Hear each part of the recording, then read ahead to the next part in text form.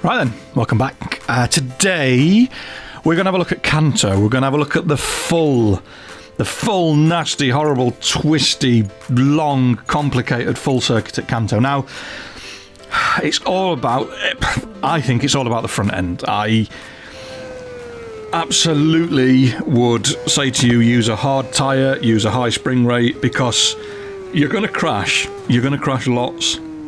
I naively went with a medium front tyre thinking I could tune the suspension on the 2005, I think it is, 2005 CBR600, and it just did not work. Even going to the hard tyre, I still had a lot of problems. I was crashing, I was running wide, I was braking too late, and it just was not. It just wasn't a very enjoyable experience. Laps, I mean, the lap is so long, it's nearly 3 minutes for one lap. So some accidents are bigger than others, but we'll have a look at it and we'll see how we get on. So first braking zone, 100 metre board. Just before the 100 metre board, stay across to the left-hand side of the track. Don't turn in too early. I've gone a little bit early because I'm getting fed up and annoyed, and I've just gone a bit tight, a bit early. I get away with it because the CBR just lets me steer it on the throttle to avoid that barrier on the outside. If you go too early, you're going to end up in there. So try and stay a little bit wide into turn 1. Turn 2, 50 metre board. This is a hard corner. It's a very, very difficult corner. There's a lot going off. Tuck in nice and tight. Don't run too wide. There's a bump out there somewhere that'll spit you into the barrier or spit you off. It'll tuck the front. Try to just control your throttle. Nice balanced throttle up. And as soon as you get stood up just before the end of the wall on the left-hand side, and there's no better braking marker, I'm sorry.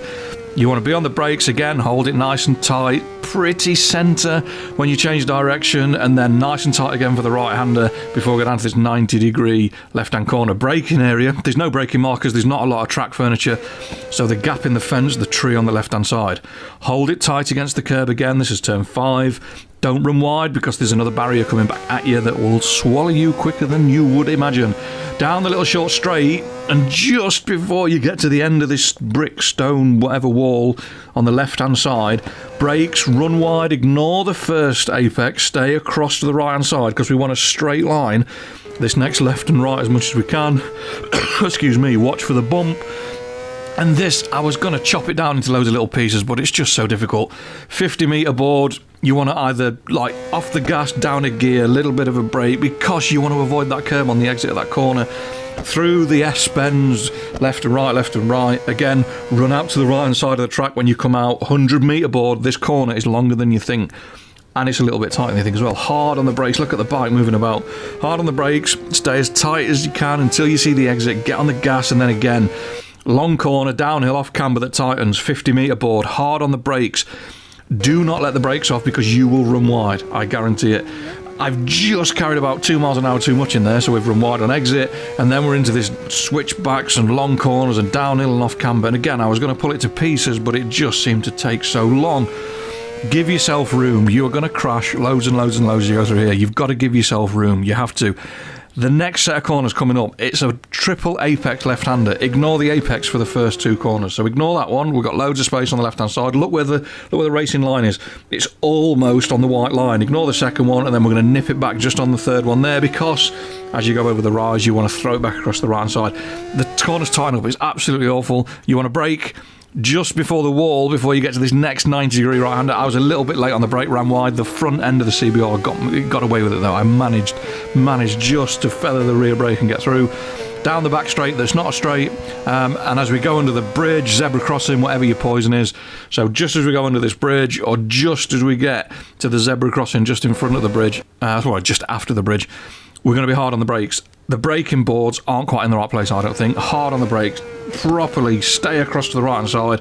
Don't turn in too early, don't turn in until you get to almost the end of that curb, because the curb on the inside is quite raised. It will fire you off. You do loads of big jumps, good for replays and photos. And then we've got another kind of triple apex left-hander that's going to lead us into what is the bottom end of the southern loop. And then 50 metre board, hard on the brakes, and look how long we carry this brake through this sequence of bends. We're still on the brake, still on the brake, still on the brake.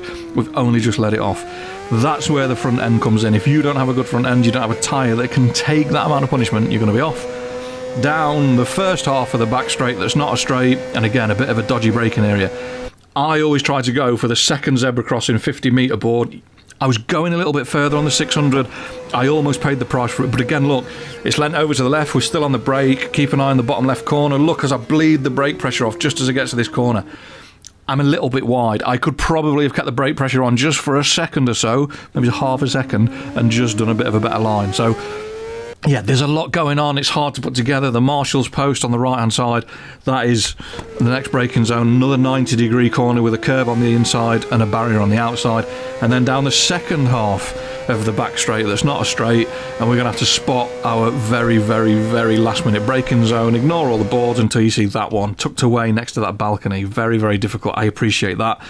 Again, hard on the brakes. A little bit of rear brake as well. Stay across to the right. Don't turn in till you get to the end of the barrier. I was maybe a metre too late, and look, I'm 2.5, 3 metres wide on exit. The CBR, it lets me get on the gas. It's got just enough power to tweak it and get away with it, and then we're up the hill and across the line.